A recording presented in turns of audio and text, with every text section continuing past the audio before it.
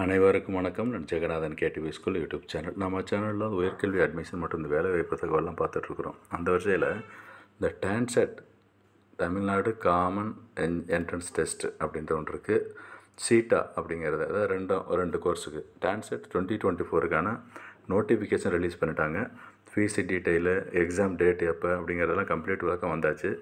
இந்த வீடியோவில் நம்ம என்ன பார்க்க போகிறோம் அப்படின்னா, இங்கே எப்படி அப்ளை பண்ணுறது எப்படி ரெஜிஸ்டர் பண்ணுறது அப்படிங்கிற ப்ராசஸ் பார்ப்போம். இப்போ இதுவரை நம்ம சேனலை சப்ஸ்கிரைப் பண்ணலைன்னா பண்ணுவீங்க. இந்த மாதிரி தகவலெல்லாம் ஷேர் அண்ட் லைக் பண்ணுங்கள். மறக்காமல் அந்த all notification bill button on பண்ணி வைங்க. இந்த அப்டேட்லாம் உடனுக்குடனே தெரிஞ்சுக்க. ஏன்னா அடுத்தடுத்த வீடியோஸ்லாம் இந்த கவுன்சிலிங் பற்றின இன்ஃபர்மேஷன் நிறைய வந்துக்கிட்டே இருக்கும். இந்த ப்ரொசீஜர் ஃபார் ஆன்லைன் ரெஜிஸ்ட்ரேஷன் இருக்கு இல்லைங்களா, இதை கிளிக் பண்ணிங்கன்னா உங்களுக்கு அந்த ஸ்டெப் பை ஸ்டெப் ப்ராசஸ் எப்படி ரெஜிஸ்டர் பண்ணுறது. ஆக்சுவலி ரெஜிஸ்ட்ரேஷன் வந்து 10/1/2024 ஆரம்பித்து 7/2/2024 வரைக்கும் டைம் கொடுத்துருக்காங்க. இது ரெஜிஸ்ட்ரேஷன் ப்ராசஸ்ஸு. நம்ம 10ஆம் தேதி நீங்கள் ஸ்டார்ட் பண்ணும்பொழுது அதுக்கு முன்னாடி இந்த விஷயம் தெரிஞ்சுக்கிட்டிங்கன்னா உங்கள் ரெஜிஸ்டர் பண்ணுறதுக்கு ஈஸியாக இருக்கும். அதுக்காக தான் இதை பார்க்குறோம். இது என்ன தமிழ்நாடு காமன் என்ட்ரன்ஸ் டெஸ்ட். என்னென்ன course? MBA, MCA.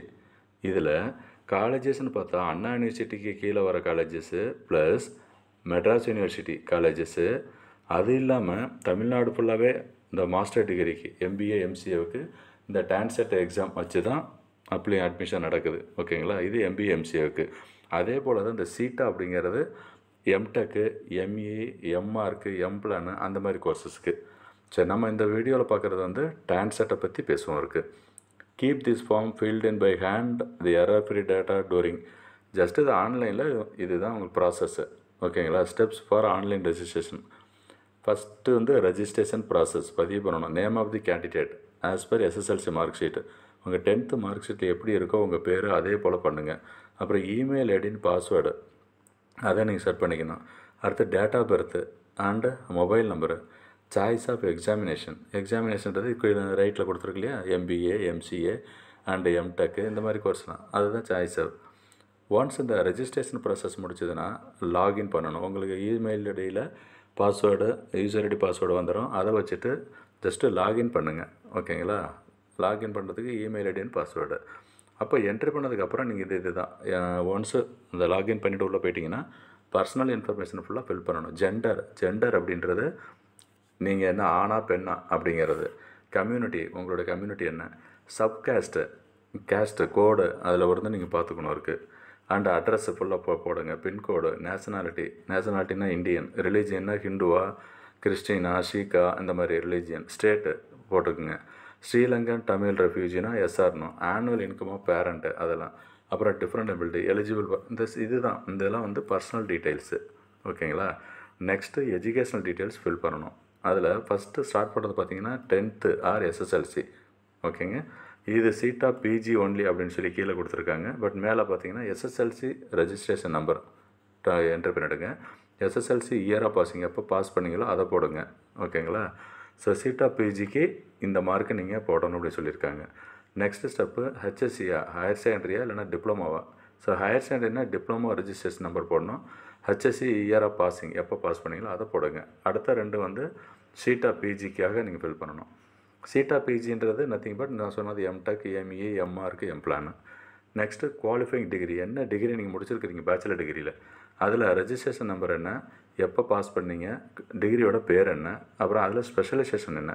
For example registration number இயராக பாஸிங்லாம் போட்டுருவீங்க. குவாலிஃபிகேஷன் வந்து நான் வந்து நீங்கள் BBA அப்படின்னு படிச்சிருக்கிறீங்க அப்படின்னு சொன்னால் இந்த கீழே வந்துட்டு பிஸ்னஸ் அட்மினிஸ்ட்ரேஷன் இல்லை அதில் நீங்கள் ஸ்பெஷல் என்ன எடுத்துருந்தீங்களோ எலக்ட்ரிக் சப்ஜெக்ட் அதை போடுங்க. நெக்ஸ்ட்டு எக்ஸாமினேஷன் டீட்டெயில்ஸ் முக்கியம். ஓகேங்களா, என்ன எக்ஸாம் நீங்கள் எழுத போகிறீங்க அப்படிங்கிறது. MCAவுக்கா, MBAவுக்கா, எம்டெக்குக்கா, MRக்கா இந்த மாதிரி. சாய்ஸ் ஃபார் சப்ஜெக்ட் இதெல்லாம் நீங்கள் செலக்ட் பண்ணிக்கலாம் எதுலேருந்துன்னு சொல்லி. அந்த ஸ்டெப்பில் அந்த ப்ராஸ்பெக்டஸ் இருக்கு இல்லையா, இன்ஃபர்மேஷன் ப்ரோச்சர், அதுலேருந்து நீங்கள் பார்த்துக்கலாம் இருக்குது. Next images nothing but photo. ஓகேங்களா, உங்களுடைய பாஸ்போர்ட் சைஸ் என்ன சொல்லியிருக்காங்க, அப்லோடு ஃபோட்டோ, யுவர் ஃபோட்டோ, உங்களோட அப்ளிகேண்டோட ஃபோட்டோ நீங்கள் அப்லோட் பண்ணுங்கள். ஸோ ஹைட்டெல்லாம் கொடுத்துருக்காங்க. ஹைட்டு விட்த்து எவ்வளோ இருக்கணும், ஃபைல் சைஸ் என்ன இருக்கணும், 50 KBக்குள்ளார இருக்கணும். அதே போல் கையெழுத்து சிக்னேச்சர் போடணும், அதுவும் இந்த சைஸ்லாம் சொல்லியிருக்கு. இதுக்குள்ளார நீங்கள் ரெடி பண்ணிக்கணும் அதெல்லாம். நெக்ஸ்ட்டு என்னென்ன டாக்குமெண்ட்ஸ்லாம் வேணும் அது முக்கியம் இல்லையா. அப்போ இஃப் MCA அண்ட் MBAனா upload community certificate only in PDF. Community certificate மட்டும் பிடிஎஃப் ஃபார்மேட்டை சொல்லியிருக்காங்க. ஓகேங்களா? ஃபார் கன்செஷன் அப்ளிகபிள் அதையும் நீங்கள் பார்த்துக்கலாம்.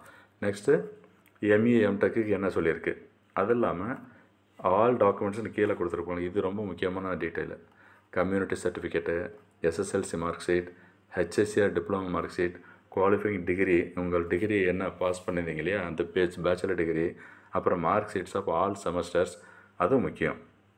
நெக்ஸ்ட்டு டிசி, அப்புறம் டிஃப்ரெண்ட் லேபிள்னா அந்த டிசேபிலிட்டி சர்டிஃபிகேட் வேணும், நேட்டிவிட்டி சர்டிஃபிகேட்டு, எக்ஸ்பீரியன்ஸு, அதாவது வேலை பார்த்தீங்கன்னா ஒன்லி ஃபார் ஏஎம்இன்னு சொல்லிட்டாங்க.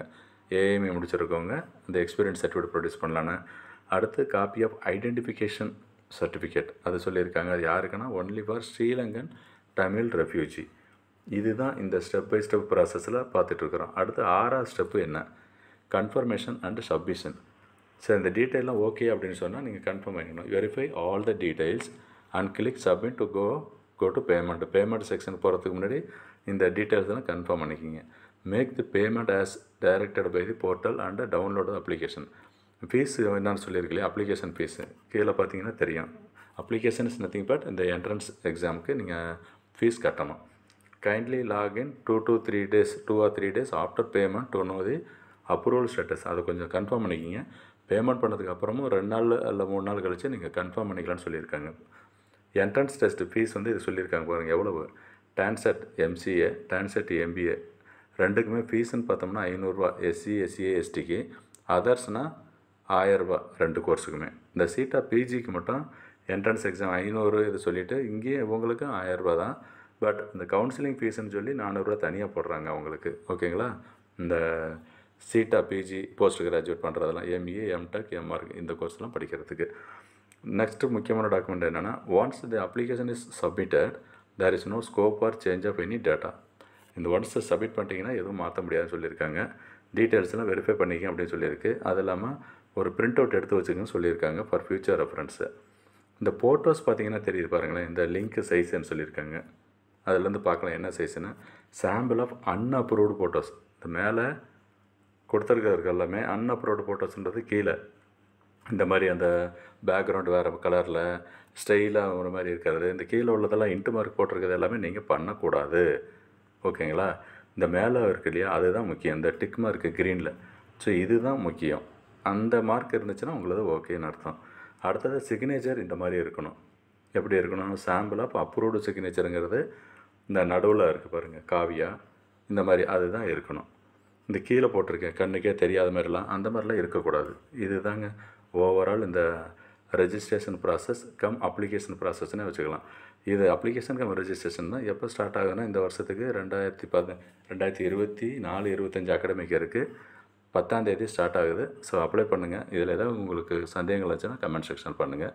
இந்த முழு விளக்கம் உங்களுக்கு மிக பயனுள்ளதாக இருக்குன்னு நம்புகிறோம். தேங்க்யூ.